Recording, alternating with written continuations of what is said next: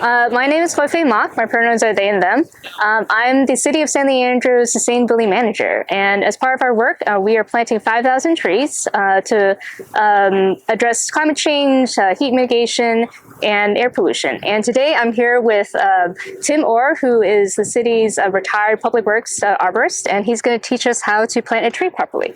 So Tim, take it away. Okay, today we're going to plant an oak tree. We have a pre-dug hole. So one of the things you want to do when you plant a tree is your hole should be twice the size of your root ball. So we have one pre-dug today, so I think we're in good shape. Next, what we're going to do is we're going to get the tree into the ground, and one of the most important parts on planting a tree is the depth. Now, you do not want to plant a tree too deep because that will kill it. So it's okay to plant a tree an inch or two too high because that can be corrected later. So sometimes you can get your tree, you can place it in the ground while it's in the container and check out your grade. So what you want to look for is the base of the tree. That is your crown of your root ball. You want that level with the ground, like I said, or inch or two above. And I can see it down here. This is the flare of the root crown. Now, if you put that in the ground and it's too low, you can backfill this with some soil and get it to the proper height. Next thing you want to do once you think you've got your depth right is break up the root ball.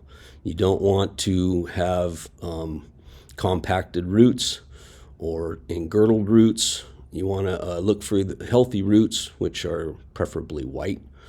And so you can make some slices in the root ball. Sometimes when you pull the tree out of a container, the root ball will completely fall apart with soil. That's okay, so then you don't need to break it up.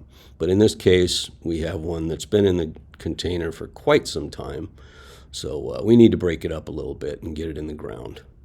Once you get it in the ground, again, the depth is the most important part. Once you get your tree in the ground, you can situate it any way you'd like. Always think about the wind direction where you're planting a tree. That's very important. If a tree is growing a little crooked, then you can point it towards the wind, and within time that wind can help correct the straightness of the tree. So you place it in the ground. Hopefully it's at the correct depth that you have picked, and then you backfill your soil, lightly tamp it down. But don't compact your soil too much. As you get your soil around it, you can make a tree well, which is a circle around the outside of the root ball that can help hold your water in. If at a later date you want to add some mulch to correct the height, if you think your planting might be a little too high, you can add an inch or two of mulch. What you do not want to do is place mulch up around the base of a tree, touching it. That holds true with mature trees or young trees. Keep the mulch away from the base of the tree. Making the base of the tree wet can cause root fungus and or disease and can create rot. So that's very important when you're planting a tree. Once you get it in the ground, you get your soil padded down. Next we're going to do is put some stakes in. Again, one things you want to think about is the wind direction. You want to get your stake on the windward side, and you want to put it out on the outside of the root ball. You want to get your stake driven down as deep as you can to where you feel it will be able to be strapped properly and hold the tree in a straight position. You can do one stake, or you can do two stakes, or you can do three stakes. It depends on your planting situation. Get your stakes pounded down, and then we're going to prepare to strap it. When you're strapping a tree, you want to look at the direction that it's growing. You want to think about the wind direction, and you can use your straps to correct the straightness of a tree. You can pull it one way or the other.